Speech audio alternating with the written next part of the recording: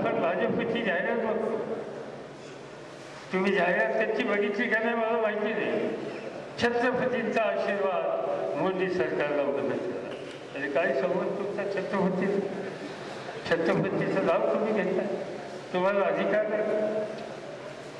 मला आत्ताच रेखाताई सांगत होत्या की गुजरातमध्ये नरेंद्र मोदी मुख्यमंत्री असताना तिथे त्यांच्या अभ्यासक्रमामध्ये सरकारने काढलेलं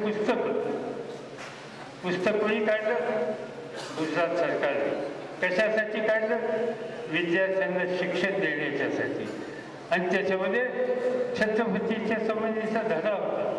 त्या धड्यामध्ये काय केलं ते इंग्रजीचं आहे, त्याचं भाषांतर मी सांगतो.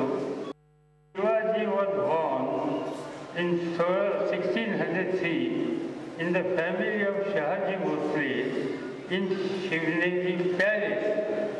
म्हणजे छत्रपती शिवाजी महाराजांचा जन्म 1603 साली शहाजी भोसले यांच्या शिवनेरीच्या महालात झाला. हे पहिलं वाक्य. आणि दुसरं वाक्य असं आहे की Shivaji was trend by his mother Jijabai आणि ग्रँडफादर कोंडदेव. म्हणजे शिवाजी महाराजांना शिक्षण दिलं त्यांच्या मातोश्री जिजाबाईंनी आणि त्यांचे आजोबा कोंडदेव. म्हणजे कोण आहेत? लखुजी राजे भोसले. लखुजी राजे हे छत्रपतींचे आजोबा होते का दादाजी कोंडदेव त्यांचे आजोबा होते? काय संबंध दादाजी कोंडदेव? शिवाजी महाराजांची त्या ठिकाणी केली जाते. नव्या पिढीला एक चुकीचं शिक्षण केलं जातं.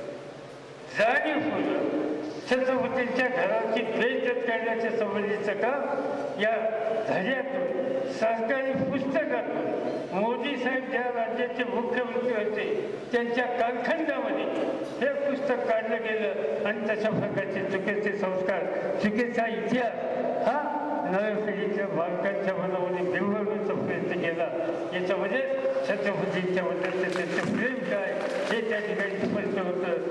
आणि म्हणून शिवाजी महाराजांचा आशीर्वाद हा त्यांना कदापि मिळणार नाही. शिवाजी महाराजांच्या कुटुंबाची, मातोश्रीची, या सगळ्यांची बेइज्जत करण्याच्या संबंधीची पावलं ज्यांनी टाकली त्या लोकांना छत्रपतींचा गणेश गावाच्या पद्धतीनं या निवडणुकीमध्ये आम्ही त्यांचा 100% पराभव केल्याशिवाय राहणार.